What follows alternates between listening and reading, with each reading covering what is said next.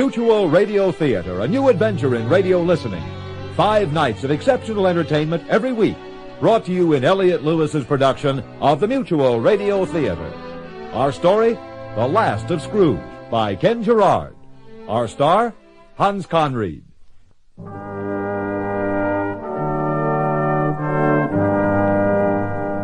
What had befallen Scrooge after his miraculous transformation from skinflint to as good a man as the good old city knew? Wasn't his very being filled with love and charity enough to erase the harm of his former image? Or was it his intense desire to be loved that destroyed him in the end? Or was it madness? Well, I'll let you resolve those questions at the final curtain of this drama. For now, let us pick up the threads of our story. The days after Christmas were filled with joy and laughter. Scrooge could not have been merrier, his office ablaze with warmth, his heart was fired with kindness, so much so that his clients winked at each other knowingly. Had old Scrooge gone round the bend? People could not accept this change in him. They still feared the old man because his reputation, carefully nurtured over the years, could not be altered in a single day, nor changed by his succeeding acts of compassion. Scrooge knew it, for he was no fool. He summoned his lawyer to his home. He devised a plan to prove to the world that he was truly a man to be loved.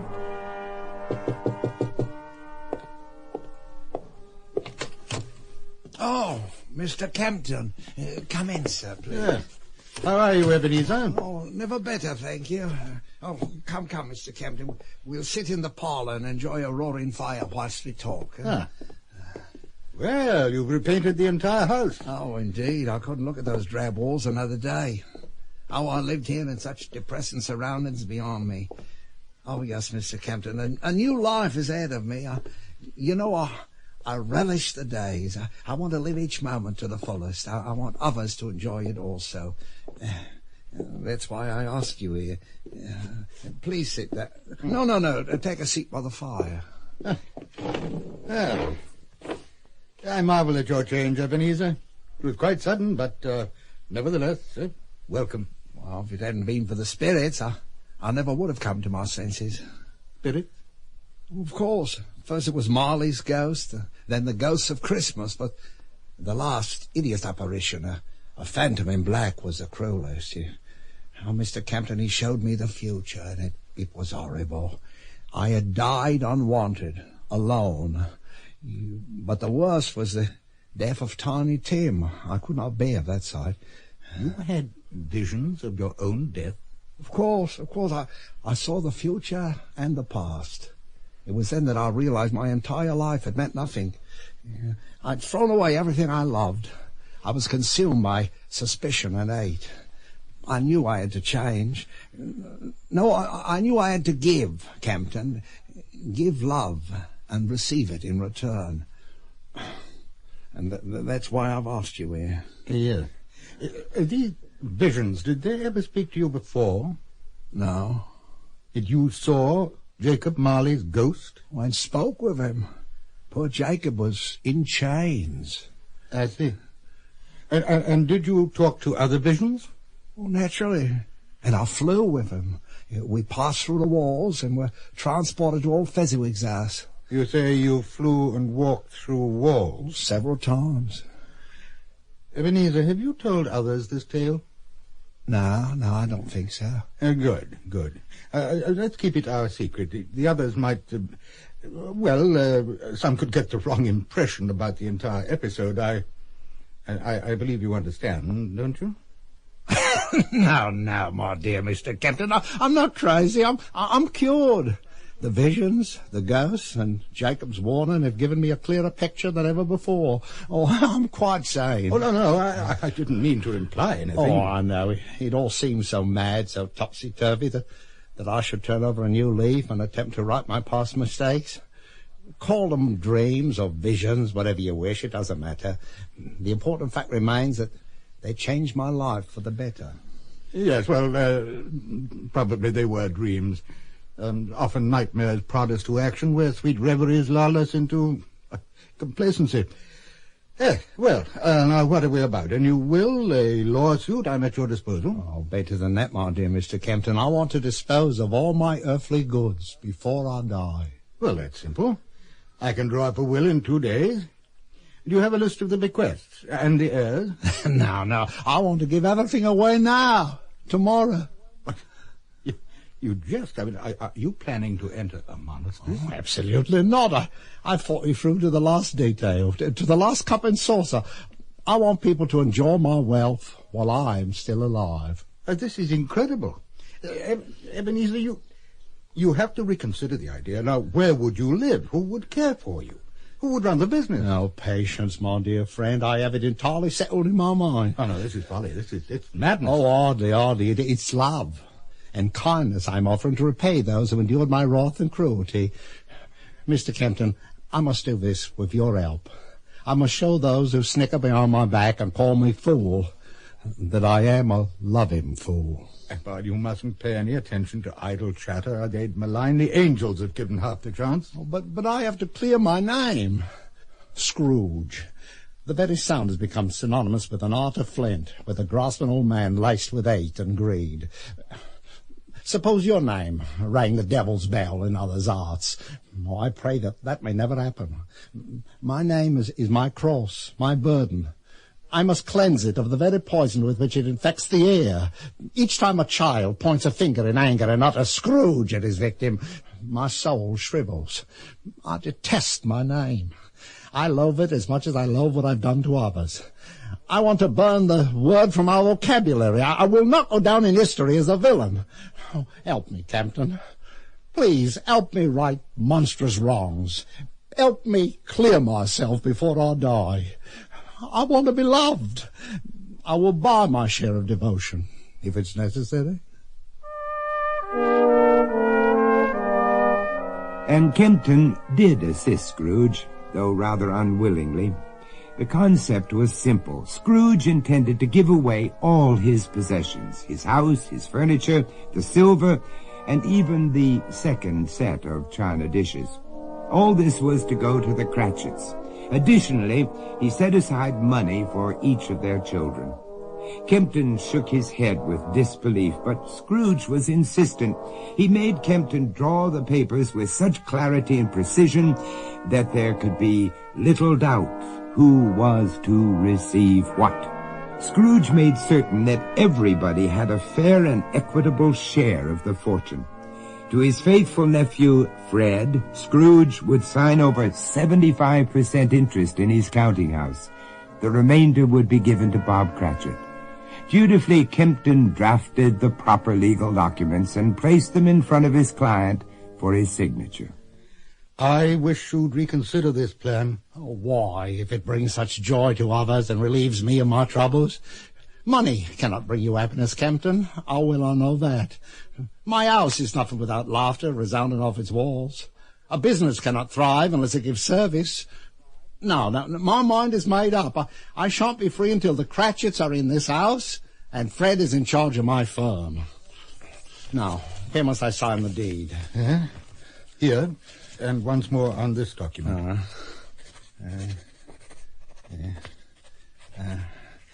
And that seals it. I feel free, unburdened. I have fulfilled my visions.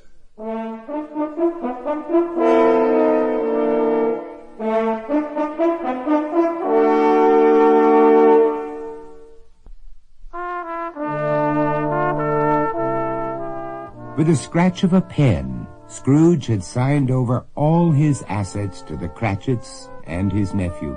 He had reversed the entire course of a lifetime within 3 weeks.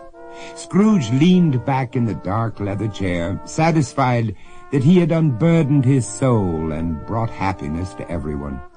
Lawyer Kempton looked at the documents and shook his head.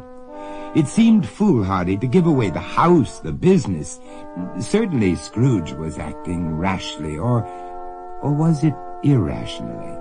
Kempton wondered if he should mention any of the visions or discussions with Marley to Ebenezer's nephew. No, surely not. Perhaps Scrooge was jesting. Of course it was a joke, a play upon words. Kempton handed the papers back to Scrooge. Well, it's done, Ebenezer. You have given everything away. I've never felt more at peace with myself than at this moment, Mr. Kempton. I'm free. It's as if a millstone had been lifted off my entire being. Don't you realize how happy, truly happy I am? I'm trying to understand, Ebenezer. Oh, good. Please, go to the Cratchit's house, to my nephew's home. Bring all of them here. I want to see the joy on their faces when I tell them the news.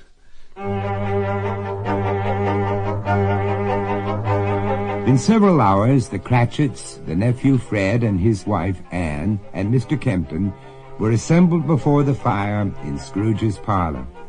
It was a moment that Ebenezer hoped he would savor for the balance of his life. However, in reality, it was a bitter turning point, which would ultimately lead to his death. No.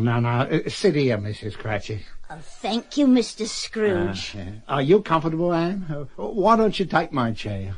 I'm fine, dear uncle. Perhaps Mrs. Cratchit would care for my place. I'm quite satisfied, thank you, ma'am. But you look so uncomfortable. I'm used to straight chairs. The plainest of furniture fulfills my needs. It certainly does, my dear. And gentlemen, are your glasses amply filled with sherry? Absolutely, Uncle Ebenezer. Yes, sir. Thank you, Mr. Scrooge. Oh, Bob, you must learn to call me Ebenezer. It's all different now, all changed, and for the better. I propose a toast to Mr. Ebenezer. Long may he live. Yeah. Thank you. Thank you very much. I appreciate your fellowship and warm sentiments. It must seem strange that in such a brief span I've moved from one extreme to the other. Oh, Uncle, you don't have to explain any of your actions. Fred and I rejoice that you have found peace within yourself. Oh, I will treasure those feelings for the balance of my days, because I know, or rather I was shown, that often you had little patience with me. That's not so. Dearest uncle, I never bore you any ill will. Well, if you did, it was well deserved, as I treated your husband with contempt and made him feel ridiculous. Oh, all in the past. There's no need to thrash old feelings about. This is the beginning of a new year and a new life for you, Uncle. Well put, my boy. I wish to wipe the slate clean. I wish to propose another toast to Mr. Scrooge. Sit down, Bob. Put the glass down. Put it down. Oh, Bob, it makes my heart light to see you so merry. He does nothing but sing your praises to the children when we're at home. Belinda constantly remembers you in her prayers each night before bed. It's so pleasant to hear her say, God bless us all, and especially dear Mr. Scrooge. It brings tears to my eyes that she's included me in your family. I know she'll never forget what happiness you've brought to all of us. And how many children do you have, my dear? None at present. We felt we should abstain from raising a proper family until we had sufficient means. I understand one of your sons is lame. What a pity, my dear. So sorry. Anne, please. You expect me to hold my tongue when that cheap fishwife, that cow, plays your uncle like a cello with her children's prayers and adoring smile. She makes me ill. We'll discuss it afterwards. Well, I've asked you here to unfold some of my plans. I've decided to make reparations to all of you whilst I'm still alive and can share your happiness. I don't understand. Well, I'm giving my fortune away now. What? Mr. Kempton, would you please read the document? Yes, of course, Scrooge. I, Ebenezer Scrooge, being of sound mind, do hereby instruct my attorneys to prepare the documents. 1. My home and chattels therein be given to Robert Cratchit. You're giving us this house? And all the furniture, the dishes, the towels, even the mousetrap. It's a small compensation for the disservice I've done to your family. The old man's a raving lunatic. And to each of the Cratchit children I put in trust the sum of £5,000, to be divided among them when they reach legal maturity. God bless you, sir. In addition, I place in trust with Kempton and Kempton Esquires the sum of £2,000, which shall be disbursed for medical treatment as needed by Master Timothy Cratchit.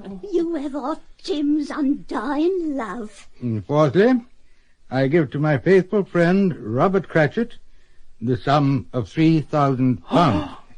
I can't believe this. You're just too kind, Mr. Scrooge. Too kind. Yes, well, I've instructed the bank to issue you a draft for the entire sum in the morning. Yes, sir. Thank you, sir. An ass in feathers is still an ass. And to my dearest nephew, Frederick, I give the sum of £3,000. Most gracious of you, Uncle. Oh, wait, there's more. Read on, Mr. Kempton, read on. And sixthly, I assign a 75% interest in my business to my nephew, Fred, and the remaining 25% to my devoted clerk, Robert Cratchit. Thus ends the gifts and trust. Ain't it wonderful? Fred and Bob, partners. I cannot tell you how overjoyed this has made me. We can only thank the spectres for this wonderful moment.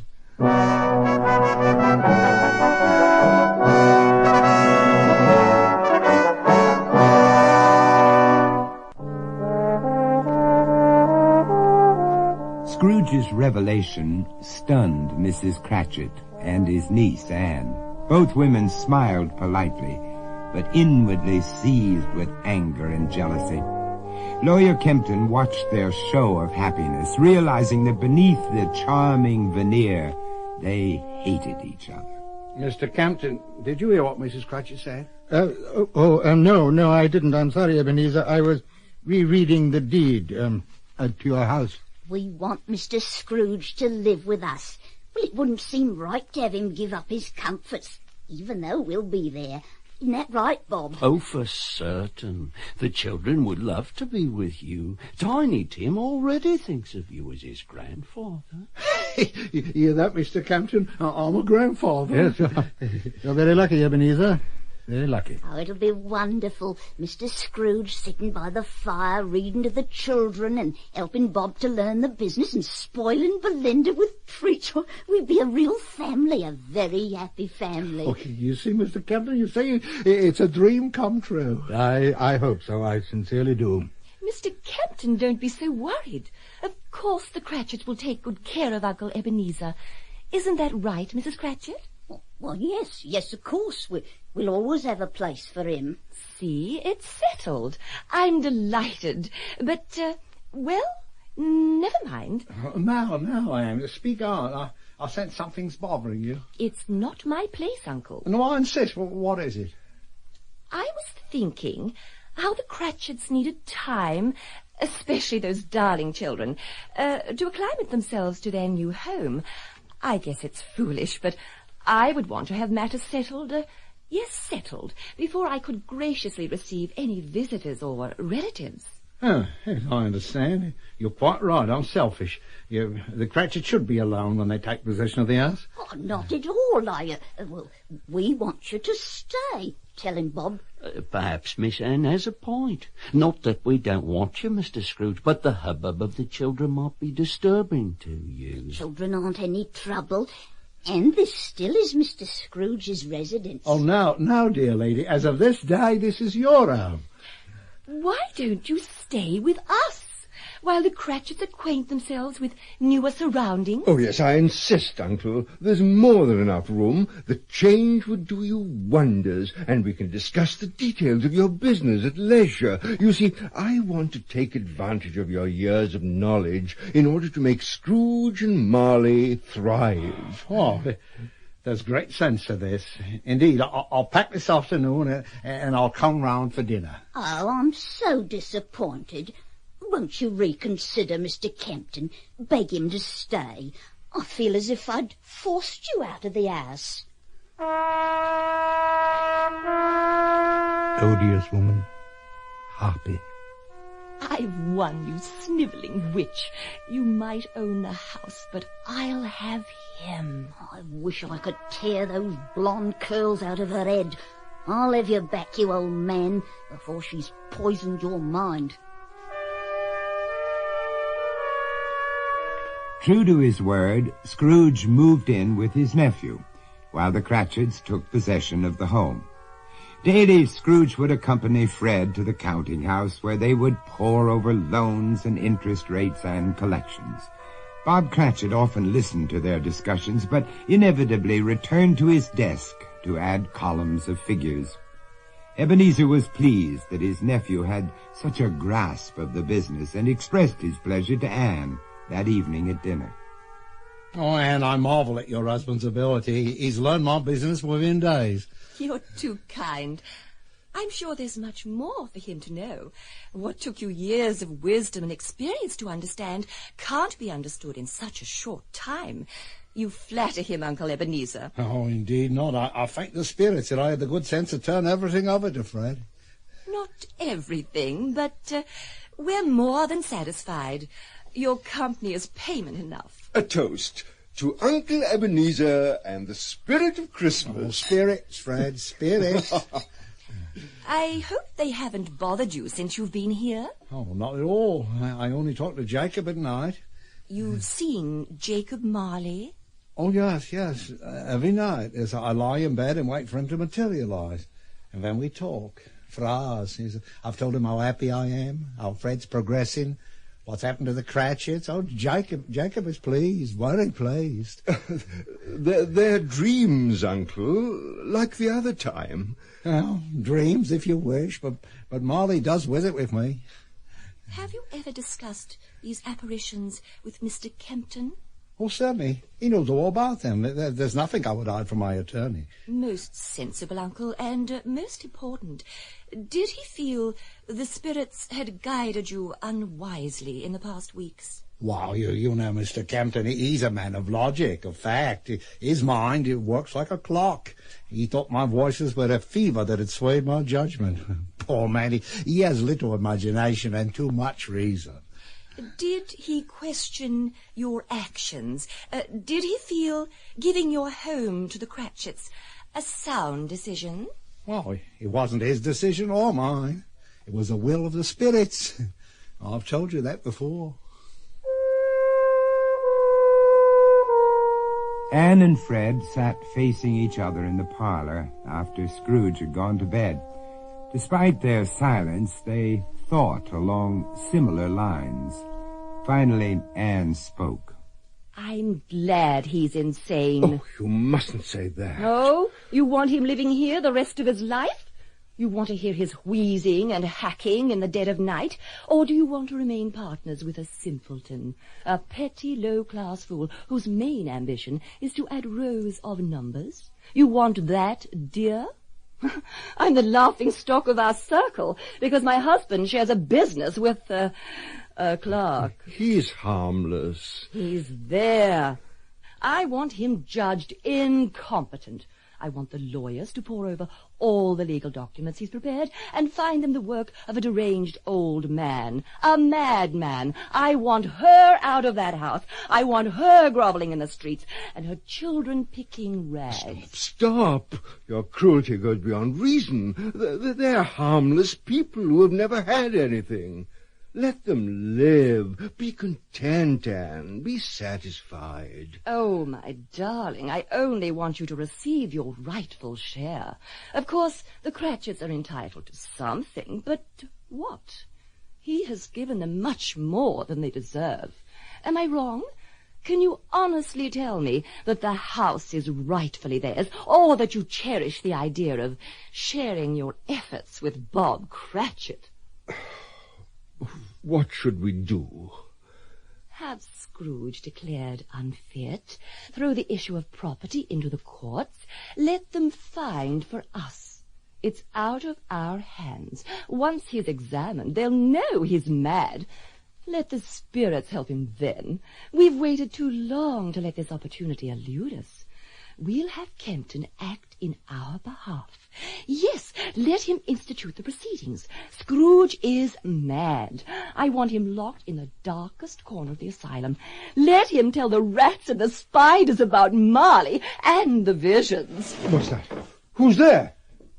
Uncle Scrooge, we didn't hear you come downstairs. Apparently not. But he's heard everything, haven't you, old man? Yes, you scheming viper. Good, I'm glad. I hate you. And when we're finished, you'll be remembered for your insanity, not your meanness.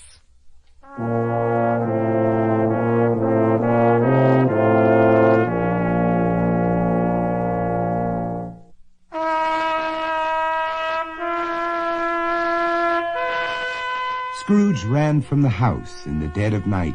Tears streamed down his cheeks as Anne's words echoed in his brain.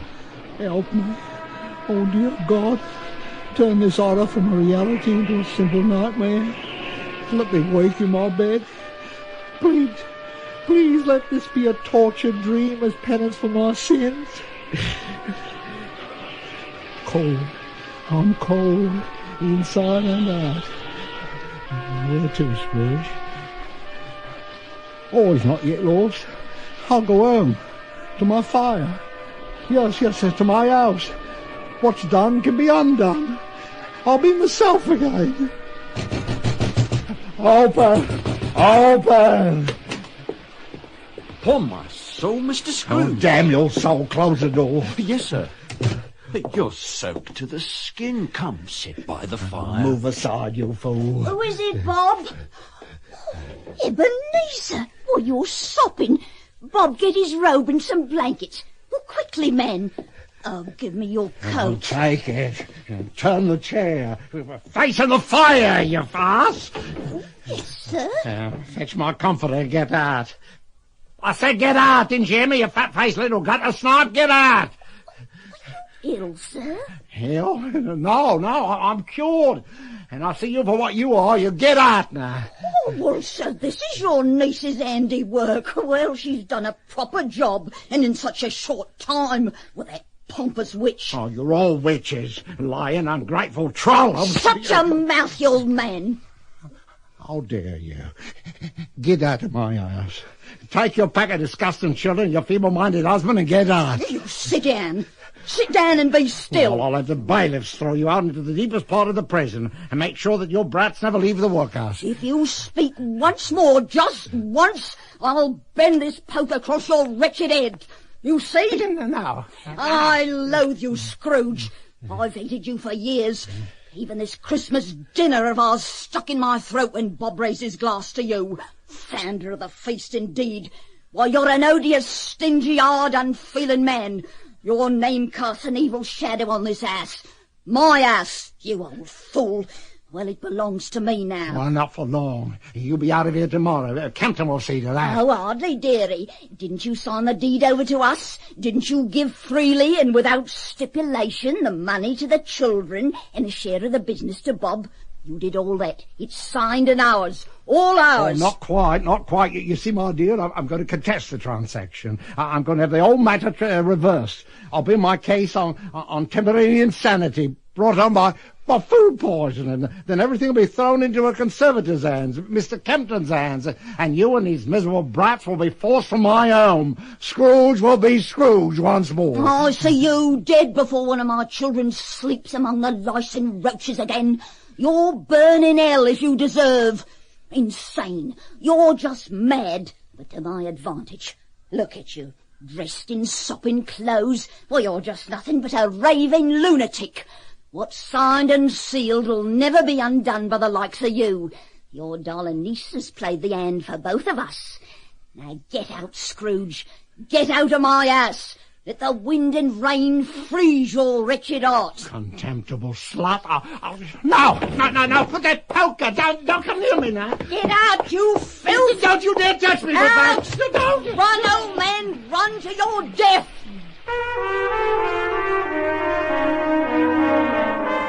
Scrooge ran through the night as the wind and the rain pelted his face and soaked his clothes.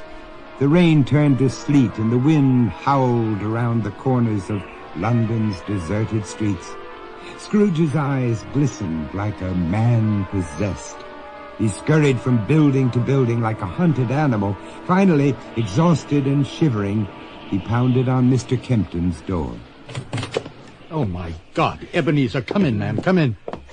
Take off those shoes. Yeah. Give me your coat, here. And put this blanket round yourself. What happened? Oh, Mr. Kempton, I've seen more evil, more hate than I ever thought existed in the entire world. The devils have turned on me. Kempton, it's all gone wrong. Everything is turned upside down. I'm a fool. A stupid fool whose mind is twisted with love and hate. Did Fred cause this? Yeah. Fred? Bob? Oh, hardly. Poor simple man. Dunces with bibs controlled by scheming women. Come to pass too quickly. Too soon. You knew this would happen, didn't you? Yes. Why didn't you stop me? Would you have listened? No, I wouldn't. The idea was too set in my mind.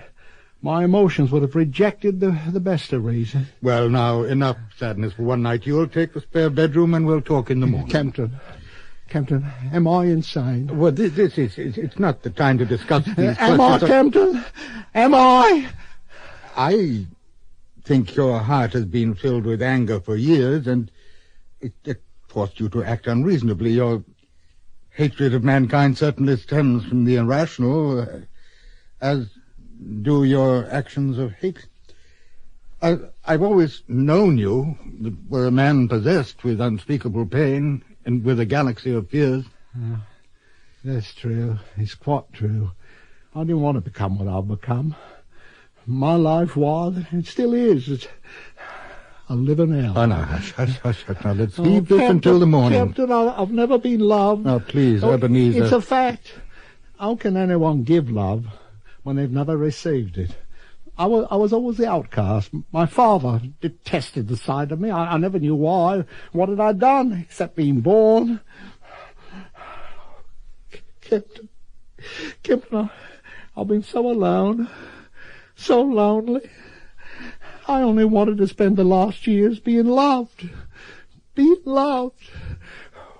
Was it too much to ask?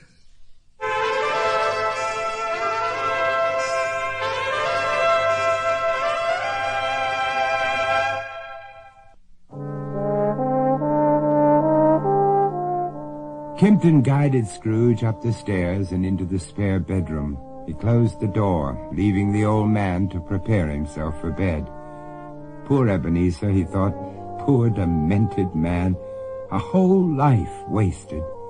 Kempton trudged sadly to his chambers and fell into a fitful sleep. However, Scrooge was awake. His eyes darted across the room, searching the shadows and peering into the blackness. Suddenly he cocked his head. Who's there? Molly? Spirit?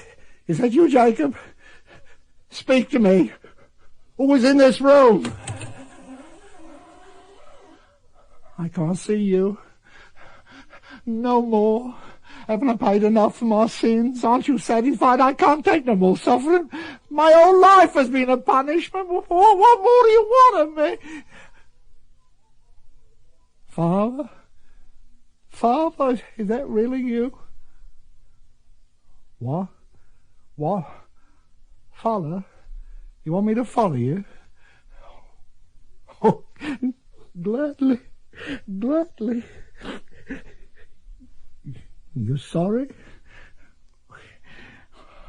Oh, I forgive you. You want to be with me? With me alone? Oh, yes, I'll come gladly. I've waited such a long time for you, Father. It's been so lonely without you.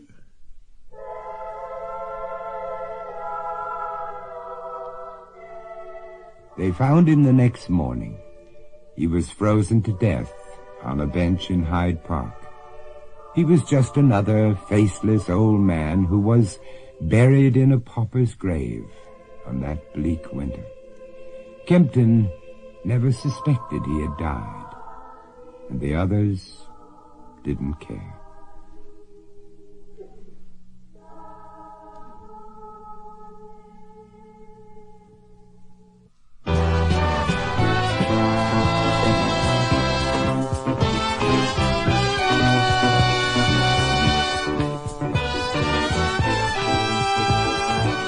The Mutual Radio Theater is brought to you 5 nights a week at this time. Tonight's original radio play, The Last of Scrooge, was written by Ken Gerard and produced and directed by Elliott Lewis. Your host was Vincent Price. Our star was Hans Conried. Featured in the cast were Ben Wright, Len Berman, Betty Harford, Valerie Cooney, and Ivor Barry. The music for Radio Theater was composed and conducted by Nelson Riddle. John Harlan speaking. The Elliott Lewis production of Radio Theater is a presentation of CVI.